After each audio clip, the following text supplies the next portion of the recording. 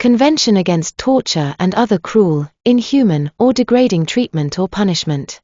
Adopted by General Assembly Resolution 3946 of December 10, 1984. Part 2. Article 21. 1. In accordance with this article, any state party to this convention may at any time declare that it recognizes the competence of the committee to receive and consider communications concerning allegations by one state party that another state party is not fulfilling its obligations under this convention.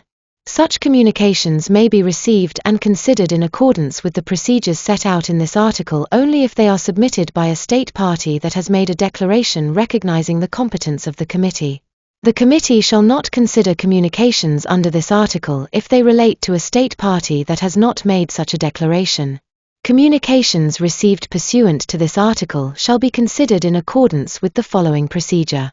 If a state party considers that another state party is not complying with the provisions of this convention, it may, by written communication, bring the matter to the attention of that state party.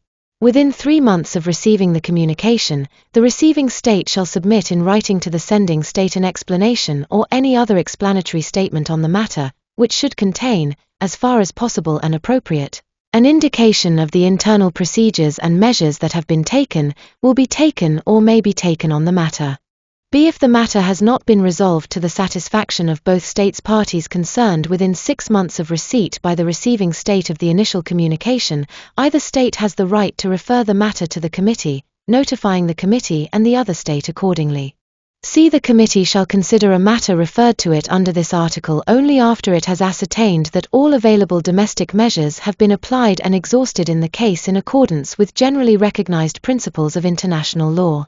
This rule does not apply in cases where the application of these measures is unreasonably prolonged or is unlikely to provide effective assistance to a person who is a victim of a violation of this convention. When considering communications under this article, the committee shall hold closed meetings.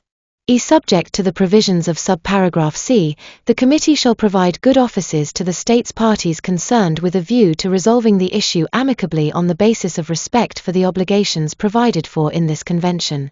For this purpose, the committee may, if necessary, establish a special conciliation commission. On any matter referred to it in accordance with this article, the committee may call upon the states parties concerned referred to in subparagraph B to provide any relevant information. The relevant states parties referred to in subparagraph B have the right to be represented when the matter is being considered by the committee and to make representations orally and/or in writing. The committee shall, within 12 months from the date of receipt of the notification in accordance with subparagraph B, submit a communication.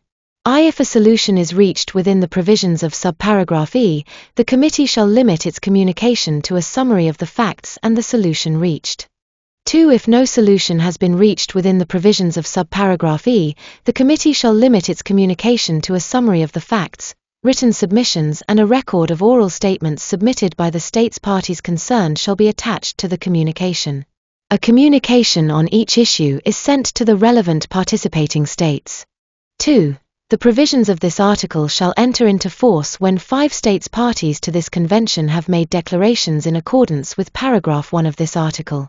Such declarations shall be deposited by the states parties with the Secretary-General of the United Nations, who shall transmit copies thereof to the other states parties. The application may be withdrawn at any time by notification addressed to the Secretary-General.